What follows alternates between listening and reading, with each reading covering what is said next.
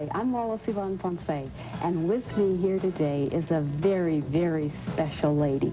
Perhaps you remember her when she gave her tour de force performance in the autobiography of Miss Jane Pittman.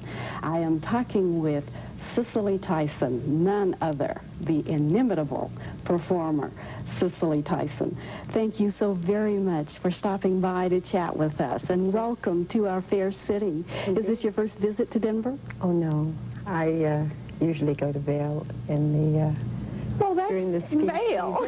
That's not Denver. Well, I always stop in Denver on my way to Vail. I see. And Well, so good. I was here the early part of this year. Let me ask you, when you did the autobiography of Miss Jane Pittman, how did you prepare for that role? Oh, heavens. It was so demanding. I mean, how do you get into character and sustain a character like One that? of the joys for me and the most gratifying is the challenge. Yes. And when I was told that I had the role of Jane Pittman, I was totally immobilized. I think I was in bed for 3 days. And suddenly one morning I woke up and I said, well, Cicely, it is yours and you'd better do something about it. I hope that in the future there are at least 1 or 2 more of those women that I will have the opportunity to work with. And so I look forward to that. What's in your future? Oh my goodness, my future. Any TV, There's so many things going on in my future. Books. I've become involved in art, sculptured pieces, which I discovered while I was in Zimbabwe, Africa. I was in Zimbabwe last year for about 3.5 months as a photojournalist for Indeed. Ebony Magazine, covering the shooting of the epic movie Cry Freedom. And it will be in the December issue of Ebony. But you didn't have a part in that, right? No, I did not have a part in it. But I was introduced to the book Biko some 10 years ago when Donald Woods and his wife came to California with the thought in mind that a producer friend of mine who took an option on it and wanted to produce it, and I was to play one of the featured characters in it. A lot of time has gone by, and he since lost the option, and it went to Universal and Richard Attenborough, and they concentrated on the males in the film rather than the females.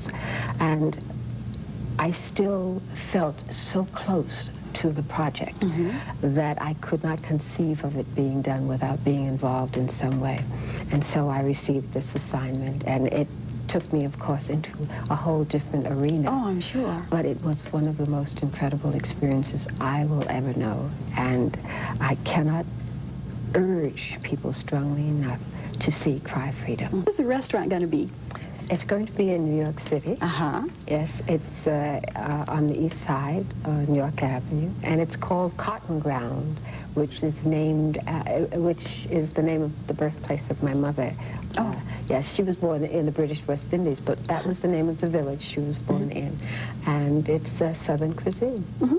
Very good. Let me just very quickly ask you, Cicely, how did you get into the performing arts?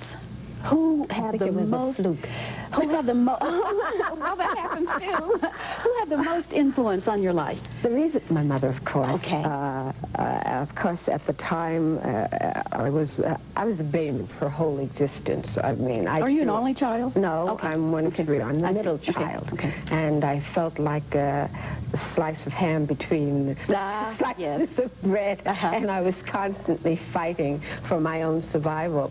The fact that I'm in the business is a source of amazement, not only to myself, but everyone, because I was brought up in a rather religious household. We never went to the movies. I didn't enter a theater until I was a grown woman, and so that's why I said it's a fluke. Yes. But I worked as a secretary to a psychologist and administrator of a social agency. And one day I was sitting there typing up a case history, and I think I was overwhelmed with the mechanics of it all and the history that I was typing up. And I simply pushed myself away from the desk And I said, I am sure that God did not put me on the face of this earth to bang on a typewriter for the rest of my life. I said, I don't know what there is for me to do, but I'm going to find it. And then I pulled myself back up to the typewriter and I finished the case. But I realized that there was a silence.